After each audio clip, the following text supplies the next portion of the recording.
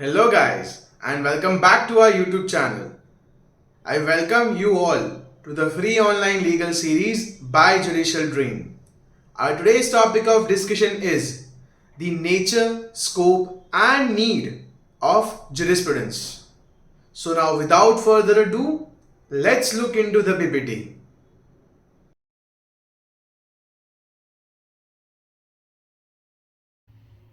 हमने जो है इस पर्टिकुलर पीपीटी को 4 पार्ट के अंदर डिवाइड किया है। पहले पार्ट के अंदर हम इसका इंट्रोडक्शन समझेंगे। दूसरे पार्ट के अंदर हम नेचर ऑफ ज्यूरिस्प्रूडेंस को समझेंगे। थर्ड पार्ट के अंदर हम इसका स्कोप जो होता है उसे समझेंगे। And in the fourth part we will discuss about the need of jurisprudence. ठीक है। Introduction. Jurisprudence is a study of law, its principle and its concept, and role in the society. Jurisprudence क्या करता है that ये एक particular एक study है कि जिसके अंदर अलग अलग टाइप के मेथड्स होते हैं to interpret and apply the law. Because जैसे जैसे लोगों के अंदर चेंज आता है, उनके ट्रेंड्स के अंदर चेंज आता है, उनकी थिंकिंग के अंदर चेंज आता है, लॉ को भी उसी तरह अडेप्ट होना होगा।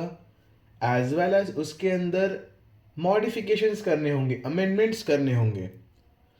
उसी चीज़ के लिए जो है ये ज्यूरिस्प्रूडेंस जो है काफ़ी इम्पॉर्टेंट है। इसके दो ही मोटिव है कि लॉ क्या है एंड लॉ क्या करना चाहता है, एंड उसका क्या एक्चुअल में लोगों के ऊपर कोई इफ़ेक्ट है या नहीं। प्लस सोशल रिलेशंस जो होते हैं लोगों के, उन्हें लीगल टर्म्स के अंदर अंडरस्टैंड करने के लिए ज्यूरिस्प्रूडेंस जो है काफ़ी इंपॉर्टेंट है। पहले के टाइम के अंदर लोगों की जो ज़ुबान है, that use to be the bond, that use to be the ultimate contract. But जैसे जैसे समय बदलता गया, लोग अपनी ज़ुबान से मुकरते गए, तब तब कॉन्ट्रैक्ट की ज़रूरत पड़ी। That contract itself is a part of jurisprudence. ठीक है। अब जो है हम आ जाते हैं इसके मीनिंग एंड डेफिनेशन पार्ट के ऊपर, जहाँ पे ऑस्टिन ने डिफाइन किया है that jurisprudence is a philosophy of positive law, whereas साइरो ने डिफाइन किया है that jurisprudence is the philosophical aspect of knowledge of law, whereas Keaton ने डिफाइन किया है that jurisprudence is a study and systematic arrangement of general principle of law. यहाँ पे हमने जो है 3 ज्यूरिस्ट का एग्जाम्पल लिया है।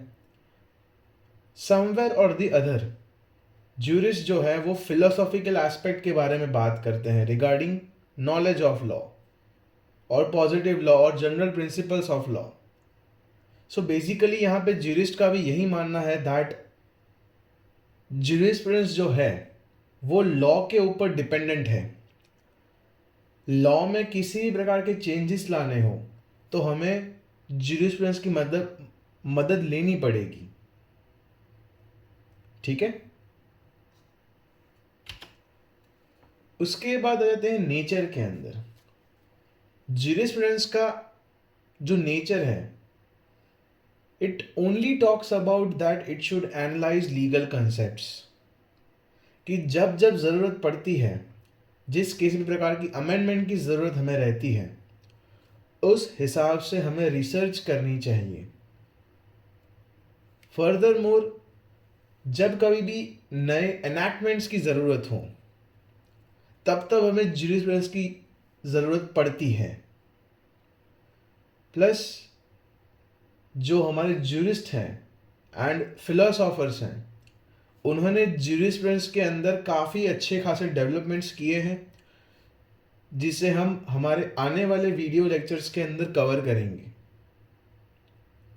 कि ज्यूरिस्ट जो हैं उन्हें अलाउ किया गया है that they can analyse and speculate about the legal system.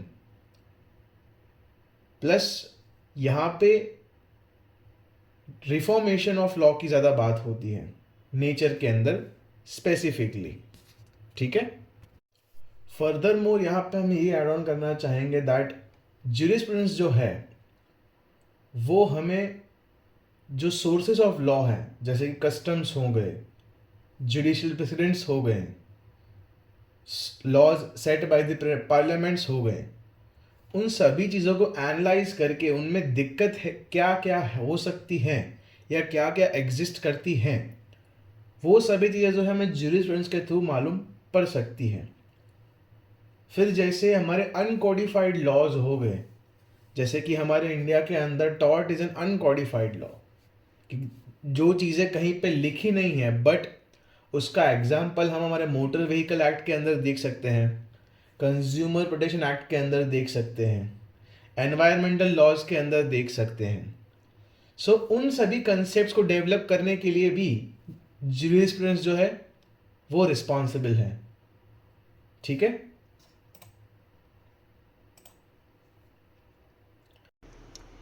Before we move any further, let me give you an overview of our website judicialdream.com. As you can see, this is the home page. Okay, here you can find list of books of grammar, judgment writing, essay writing.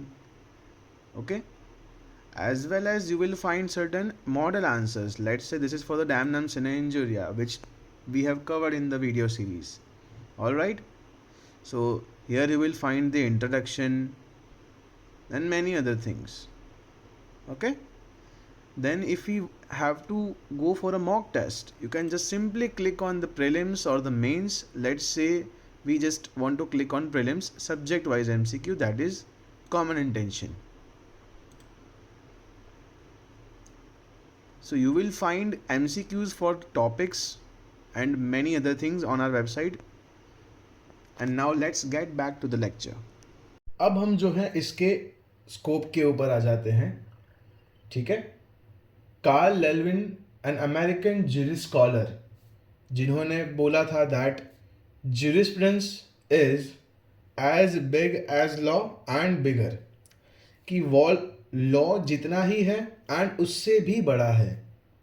And उसके साथ साथ उन्होंने जो है 4 categories दी थी in which the scope of jurisprudence can be understood. सबसे पहला है living law concept and social engineering. Jurisprudence जो है वो लोगों के रिलेशंस को समझता है इन लीगल टर्म्स, कि जिसकी मदद से किसी भी लॉ की एप्लीकेबिलिटी को जो है हम जज कर सकते हैं। जैसे कि इंडिया के अंदर आफ्टर इंडिपेंडेंस डाउरी के काफ़ी सारे इश्यूज थे, जिसकी वजह से बहुत क्राइम्स भी बढ़ गए थे। So the dowry prohibition act 1961 is itself an example of jurisprudence. Secondly, it is having a very vast spectrum, कि जहाँ पे वो हर एक लीगल एडमिनिस्ट्रेटिव सिस्टम को कंपेयर कर सकता है to state that whether they are properly working और नॉट। Furthermore, DPSP and jurisprudence. Directive principle of state policy is a part of our Indian Constitution, कि जिसके अंदर कुछ चीज़ें लिखी गई हैं and those things are basically moral duties of the ruling party, कि जिसे उन्हें फॉलो करना पड़ेगा वाइल मेकिंग न्यू लॉज। हालांकि उन्हें कंप्लीटली फॉलो करना है, वो गवर्नमेंट्स को बाइंडिंग नहीं है। The same is an example of jurisprudence.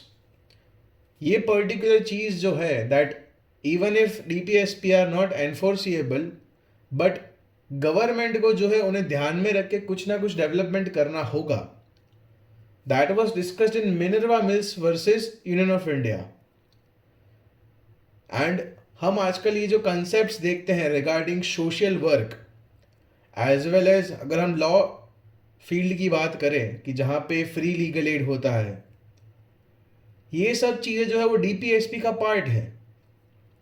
Further more judicial activism, ये ज्यूरिस्प्रूडेंस का काफ़ी इवॉल्विंग पार्ट है and it is covering a lot of sectors as well. पहले के टाइम पे जो लॉ था इट वॉज रिजिड, कि जो चीज़ें लिखी गई हैं they should be followed by the letter.